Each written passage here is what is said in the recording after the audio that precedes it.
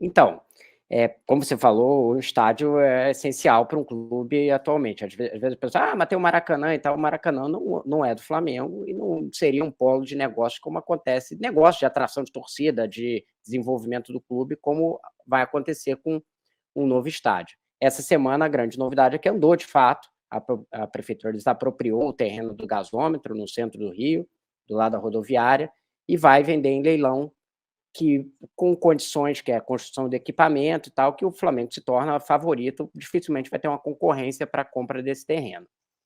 E aí, se a coisa anda, a gente tem que olhar justamente assim, porque um estádio pode ser uma virada na história do clube, como aconteceu, por exemplo, com o Palmeiras, ou pode ser uma grande dívida, como já aconteceu com o Corinthians. Eu não estou falando necessariamente que um foi errado, outro foi certo, mas ele tem consequências para o clube posteriormente. Então tem que pensar muito de como vai ser estruturado esse projeto, né? E aí, para começar, o custo do terreno, pelo metro quadrado que está posto ali, que a prefeitura já tinha desapropriado uma outra área, é entre 140 e 180 milhões. A gente vai saber no edital de licitação que a prefeitura vai publicar. Então, aí você vai ter mais o valor que o Flamengo vai ter que pagar à vista, né? Não é parcelado e tal, não sei o que, vai ter que pagar à vista para a prefeitura.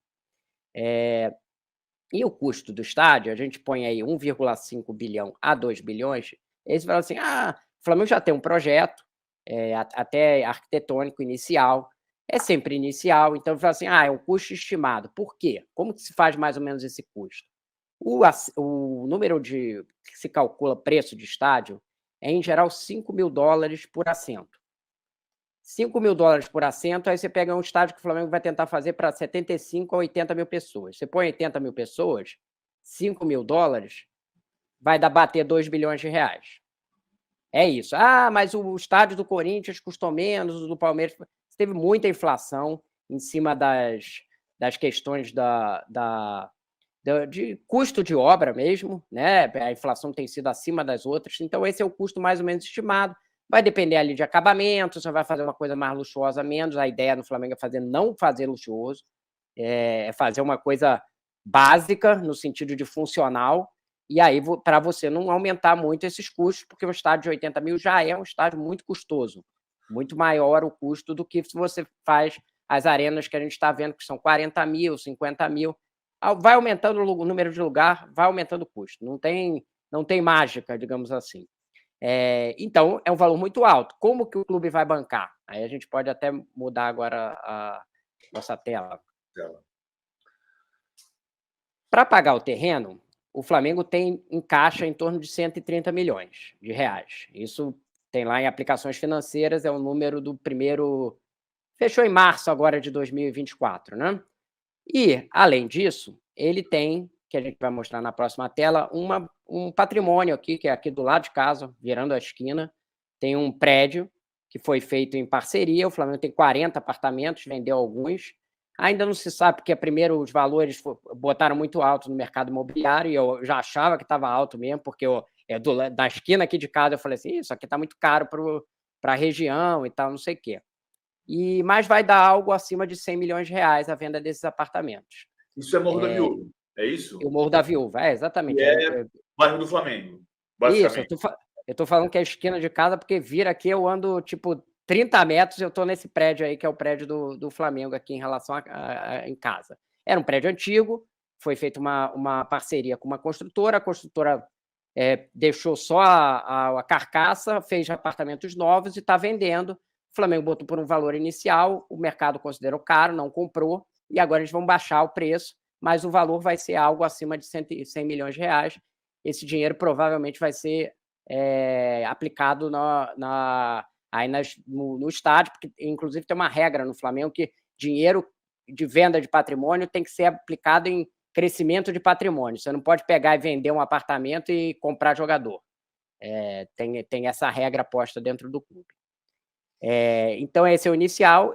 E a outra parte, que a gente pode seguir aí nos quadros, Massini, é o potencial construtivo da Gávea, que é algo que está para ser aprovado na Câmara dos Vereadores. Está para ser, não. Primeiro a prefeitura tem que mandar uma lei e depois vai para aprovação da Câmara dos Vereadores. E aí que pode chegar até 500 milhões. Uma parte é para o próprio você pagar para você poder construir o estádio ali, né? Você ter direito de construir, vai ser usado para isso. Eventualmente, o Flamengo pode renegociar uma parte disso e também levantar mais um recurso, né, para a construção de fato. E aí, passando aqui para o próximo quadro,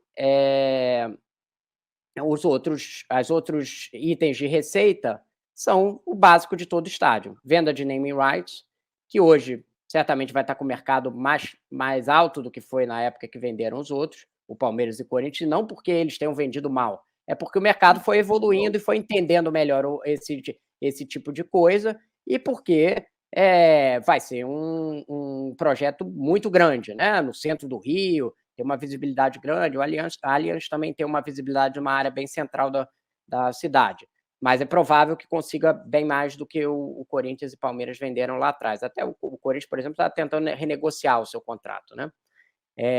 A venda de cadeiras e camarotes, que são receitas grandes, em geral mensais. O que você pode fazer é, como fez o Atlético Mineiro no seu estádio, na Arena MRV, é antecipar essa receita. Como? Você vai lá e vai, estou vendendo esse camarote aqui por 5 anos. Aí você tem um recebimento maior daquele valor, e aí você consegue ir aplicando na construção do estádio.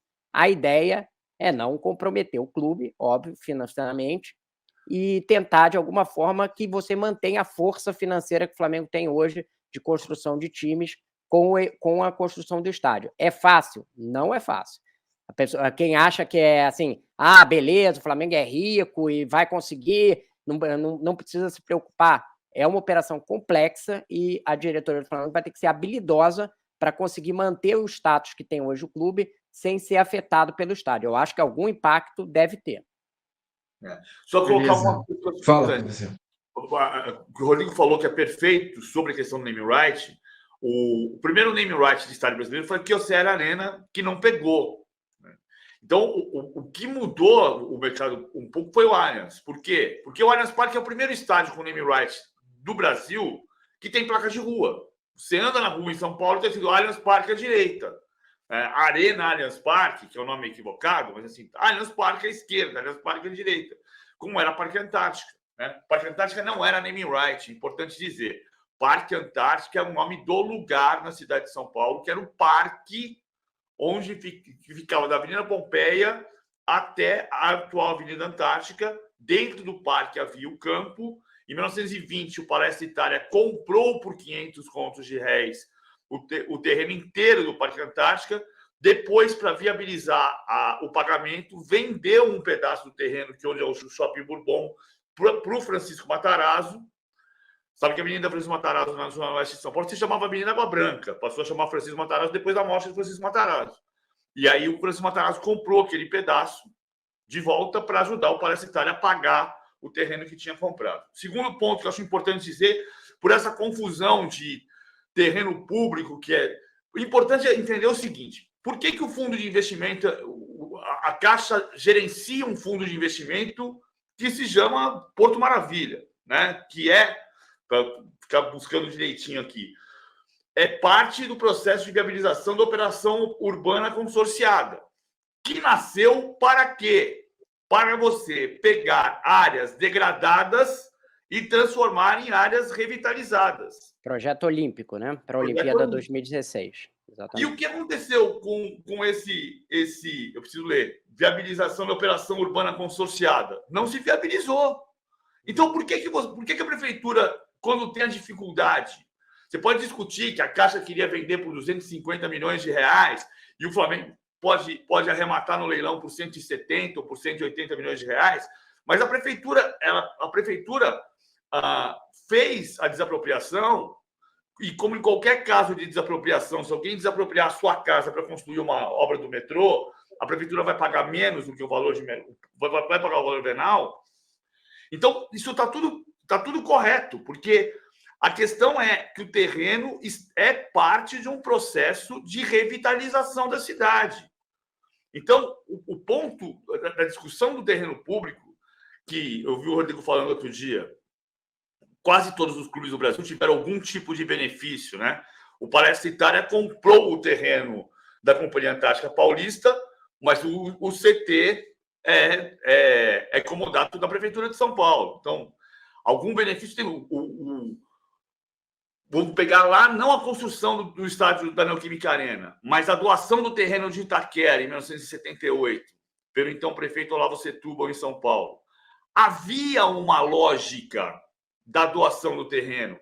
A companhia do metrô mudou o trajeto do metrô de São Paulo e decidiu construir 2 estações, uma da CPTM e uma do metrô, por causa do terreno que tinha sido doado, que demorou 78 para 2014, 40 anos para começar a construir, ok, mas havia uma lógica, ainda que seja um benefício para o clube, tem uma lógica do desenvolvimento da cidade. Eu vou levar esse terreno para o Corinthians e vou construir um metrô nesta região, porque eu preciso desenvolver essa região da cidade. No caso do Corinthians, é bem discutível mesmo a doação do terreno. No caso do Flamengo, não. Por quê? Porque é parte da operação urbana consorciada, que era para revitalizar aquele pedaço da cidade. Então faz todo o sentido a desapropriação pelo benefício do município do Rio de Janeiro. É essa a justificativa que está posta, né? Renovação urbana, né? Na própria desapropriação. E o terreno estava ocioso, né? A Caixa disse que ia querer vender depois do momento que ela começou a ser procurada para o Flamengo. Até então ele estava completamente ocioso. Você sabe, uma outra coisa, uma história curiosíssima, só desculpa, eu sei que eu estou falando demais, Martins, desculpa. Essa que tem umas histórias deliciosas, essas descobertas de como os terrenos foram doados. Tem uma história sempre que o Lauro Natel beneficiou São Paulo porque era governador do estado. O Lauro Natel foi governador do estado depois da construção do Morumbi, durante um pedaço de 6 meses durante a construção do Morumbi nos anos 60. A doação do terreno do Morumbi, ela foi feita pela imobiliária Aricanduva, que era uma imobiliária que pertencia ao governador Adhemar de Barros, que era de Piracicaba, de onde também era Cícero Pompeu de Toledo. Então, é claro que havia uma relação de intimidade ou, eventualmente, promiscuidade. Agora, o terreno pertencia à imobiliária do governador, que uma parte o São Paulo comprou e uma parte recebeu como doação. Como era o governador do estado, fica muito claro que tem uma relação ali. Agora, sabe uma coisa que é muito curiosa? Na região oeste de São Paulo tem uma rua, não sei se vocês conhecem, chamada Dona Elisa de Moraes Mendes, que sai da Praça Pan-Americana e sobe até a Serra do Corá. Conheço. Sabe quem era a Dona Elisa? Não faço a menor ideia. Era a sogra de Adhemar de Barros.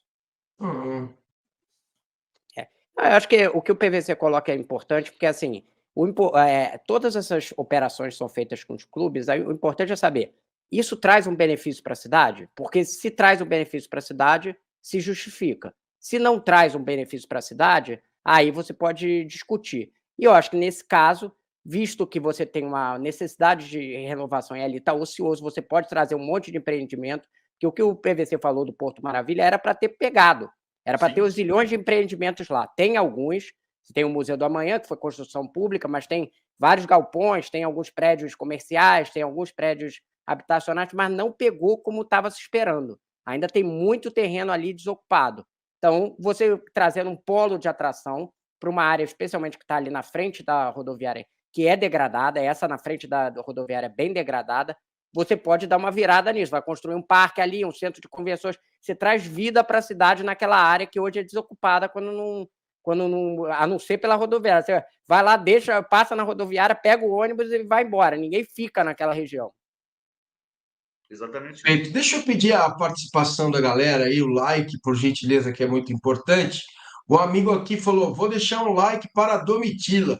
Falei, rapaz, o que será que esse menino está usando logo cedo, que está me confundindo com a Domitila? Mas tá bom, vamos nessa.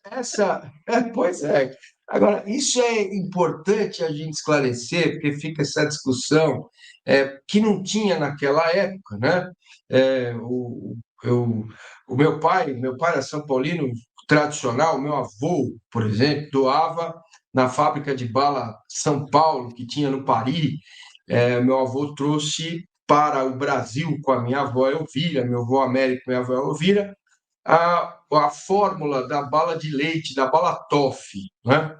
E o meu avô saía toda sexta, fabricava a bala e vendia quinta, sexta e segunda na rua.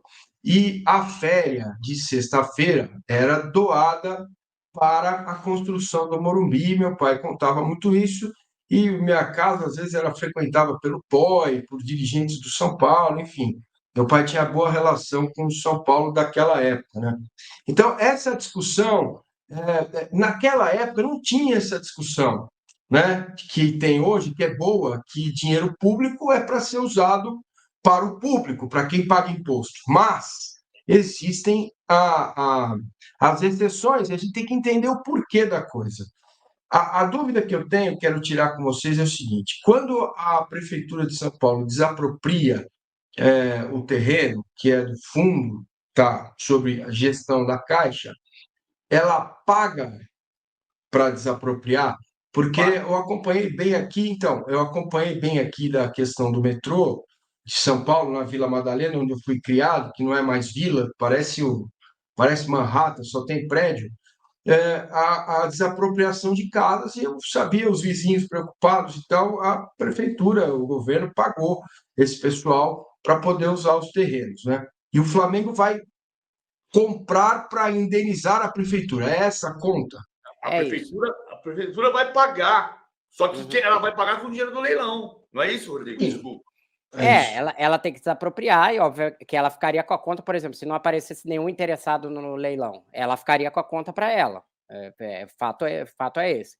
Mas, como já está com uma operação montada, né, ela vai pagar o valor que é do metro quadrado. Ela já tinha até desapropriado uma outra área contígua, né, que é o que formou o terminal Gentileza ali, e aí ela vai pagar como 140 milhões, e ela pode ganhar mais se o Flamengo fizer um bid, né, uma proposta maior dentro do leilão, porque o leilão é aberto para todo mundo. É que ele vai ter uma condição ali, que precisa construir um equipamento de estádio de futebol de X capacidade. Não é só comprar o terreno, né? Tem as regras todas para seguir. Tem umas pré-condições que só o Flamengo vai conseguir atender. Mas o leilão é aberto para todo mundo. Se alguém quiser chegar lá e falar assim, não, eu que vou construir o estádio de 70 mil, 80 mil lugares aqui no centro do Rio, pode ser. Agora, quem é que vai construir um estádio de 70 mil lugares no centro do Rio sem ter o Flamengo do lado? Então, acaba que tem essa... Mas o dinheiro, a prefeitura não vai tirar dinheiro do caixa dela no final das contas, porque ela vai ser ressarcida do dinheiro de volta, né? Digamos assim. Isso. Perfeito. O ponto talvez seja o seguinte, Massimo. Se o fundo de investimento Porto Maravilha, administrado pela Caixa Econômica Federal, fizesse a venda direta, talvez ele conseguisse um dinheiro maior. Mas como em qualquer tipo de desapropriação que você acompanha na Vila Madalena, a prefeitura vai pagar o valor venal. E ela ela não vai pagar o valor de mercado. Se você pusesse seu apartamento na Vila Madalena, né? Ou dar um outro exemplo aqui, sabe que a casa dos irmãos Batista, que fundaram o Titãs junto com a Rita Lee, ficava na rua Venâncio Aires, onde hoje vai ser a estação Sesc Pompeia do metrô. Ela foi desapropriada pelo valor venal. Se você colocasse aquela casa à venda e dissesse, olha, aqui vamos fazer um museu dos mutantes, da música brasileira, talvez você conseguisse vender por um valor maior do que a prefeitura pagou. Agora, a prefeitura pagou o valor venal por quê? Porque é importante para a cidade ter uma estação de metrô na Avenida Pompeia, que é uma das avenidas mais importantes da zona oeste da cidade. Quando a gente compara com os anos 50, não vou dizer do Pacaembu, porque o Pacaembu era um bairro onde não existia, era um vale, onde não havia nada antes do estádio, mas o estádio é municipal, né? A prefeitura decidiu construir um estádio municipal em 1940. O caso do Morumbi era uma outra época também, como você falou, você não discutia tanto o investimento, porque a região do Morumbi ela não existia na cidade. Ela não existia. A região do Morumbi ela cresce a partir do estádio. Aí você... Quer dizer, imagino que o Adhemar de Barros, PVC, tenha feito esse negócio também para potencializar os outros negócios dele ali na região, claro, né? Porque assim, olha só, pertenciam à imobiliária de Canduva, que pertencia ao Adhemar de Barros, O terreno onde está hoje o Hospital Albert Einstein, pelo menos a parte principal, o primeiro edifício do primeiro Hospital bloco. Einstein, e o terreno onde está a Rede Bandeirantes de Comunicação. Todos esses terrenos, do estádio Cícero Pompeu de Toledo, que era de Piracicaba como governador, do Hospital Albert Einstein e da Rede Bandeirantes de Comunicação, todos esses terrenos pertenciam à imobiliária de Canduva, que tinha como proprietário, como sócio, o Adhemar de Barros, governador de São Paulo naquela época. Teve o interesse político, está claro pela relação dos dois serem de Piracicaba, o Cícero Pompeu de Toledo e o Adhemar de Barros, mas tem o interesse de desenvolvimento da cidade também. Ninguém vai ser aqui puro de dizer não teve nada, não teve nenhum benefício. Bom, a imobiliária ganha dinheiro com esses negócios. E era do governador. Talvez a gente levando a ferro e fogo, pegando todos os documentos, descubra alguma coisa irregular. Mas o fato é que havia um interesse de desenvolvimento daquela região da cidade, que se desenvolveu. E pegando ali, vai ter, dentro do projeto, obviamente, condições para o Flamengo, que você vai ter que construir um parque, um centro de convenções, não é tipo assim, você vai e faz o estádio do jeito que você quer. Isso, inclusive, está em discussão. Eu ouvi vários conselheiros de várias correntes diferentes do Flamengo, e o apoio ao projeto do estádio próprio é unânime dentro do grupo de conselho, né? Sempre se entendeu. Agora, muitas das questões são postas, são essas. Quais são as condições que a prefeitura vai fazer? Vai ter que fazer obra viária? Por exemplo, lá na Arena MRV, o custo do estádio cresceu muito por causa das obras viárias que foram postas pela prefeitura para o Atlético. O que você vai ter que fazer de extra além do estádio? Qual a capacidade que vai ser permitida? Como que o terreno... como é que é o terreno que ele tem uma questão de descontaminação, porque foi uma área industrial? É um terreno curto, então aumenta o custo da obra. Tem várias dessas questões. O City passou 5 anos descontaminando o terreno antes de construir o seu centro de treinamento. Essa é a questão do terreno curto, por exemplo, é a mesma questão do Allianz. Por exemplo, se você lembrar, as obras feitas no Allianz eram feitas de dentro para fora. O guindaste ficava onde fica o gramado. Isso é mais custoso na obra. E vai ter que ser feito certamente no do Flamengo também, porque o terreno não é que nem Itaquera, que tinha uma sobra de terreno em volta, que você botava um monte de guindaste em volta. Então, todas essas questões o Flamengo vai ter que levar ao Conselho Deliberativo, à diretoria, para mostrar para os conselheiros assim, olha, a obra é vantajosa por esses motivos. Agora, eles entendem que estão muito bem embasados, a diretoria do Flamengo, porque contratou já consultorias externas, especializadas em construção de estádio e tal, e eles estudaram o estádio, estudaram o modelo e falaram, esse aqui é o melhor terreno, é um dos últimos terrenos na zona central do Rio de Janeiro, é muito vantajoso o negócio feito dessa forma. Então, é isso que eles vão mostrar para os conselheiros do clube. Muito bem, pessoal, deixa o like aí, se inscreve no canal e, por favor, deixa a sua mensagem. Eu voltei para essa tela, Rodrigo, porque eu queria entender melhor o que é potencial construtivo da Gávea. Eu entendo, mas talvez as pessoas queiram também entender um pouco mais o que pode chegar até 500 milhões desse potencial construtivo da Gávea, que é a sede social do Flamengo, né? Você consegue explicar um pouquinho como que parte de 0 para 500 milhões? Como funciona isso? Porque agora é tudo muito legal, a expectativa é enorme, né? Mas precisa saber da onde vem o finanças, a grana, né? Isso. Conta um pouquinho para a gente, explica um pouquinho o que é o tal potencial construtivo. Potencial construtivo você pode fazer o direito que você tem de construir prédio dentro de uma área sua. É isso. E que isso é uma moeda de troca de venda no mercado. A ideia do potencial construtivo para estádio começou com o Vasco, que é um projeto que já está muito adiantado lá em São Januário. Foi vendido para você. Porque como é que é um estádio? O estádio tem um buraco no meio, né? Que é o gramado, onde fica o gramado. Esse buraco no meio é a área que você poderia estar construindo prédio se você tivesse um potencial construtivo lá para o alto. Mas é a prefeitura que faz a lei, e aí a Câmara dos Vereadores tem que aprovar.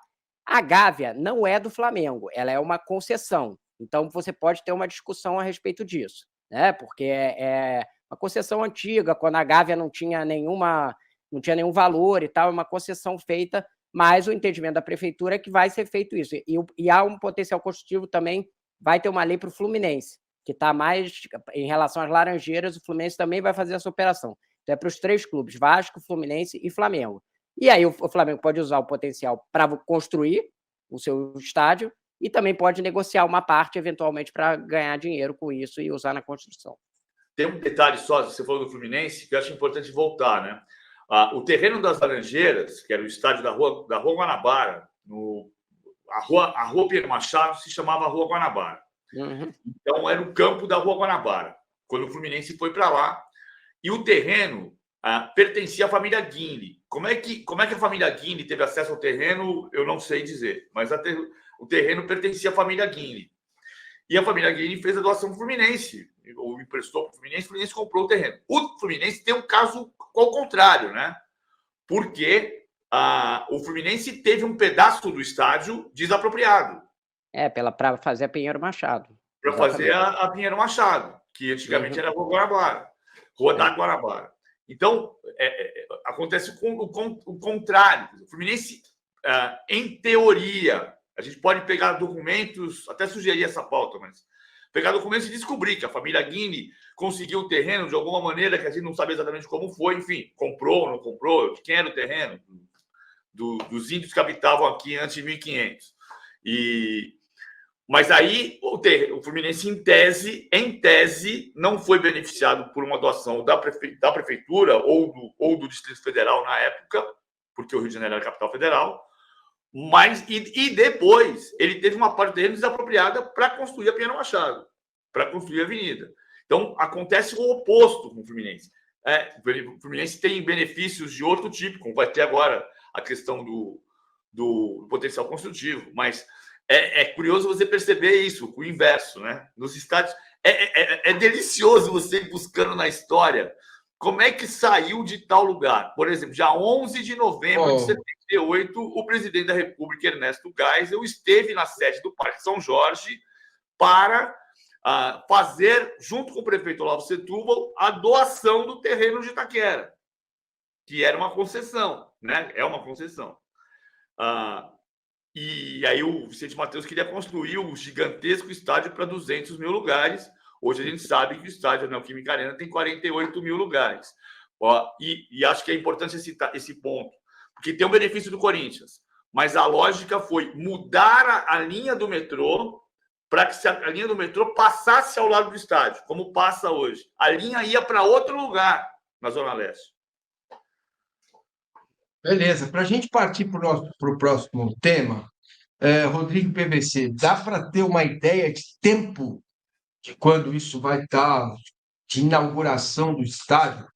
Vou ajudar vocês aqui, minha bola de cristal, eu tenho 2, tenho essa e tenho essa aqui também. Estou aqui, pá. E aí, tem alguma ideia, projeção de tempo para a construção do estádio? Acho muito difícil, Massini, porque você vai começar... o leilão vai ser agora, né? Rápido, e aí concluindo, tendo a aprovação do Conselho, do Flamengo e atingindo o preço, o clube compra. Aí ele vai acabar de desenvolver o projeto.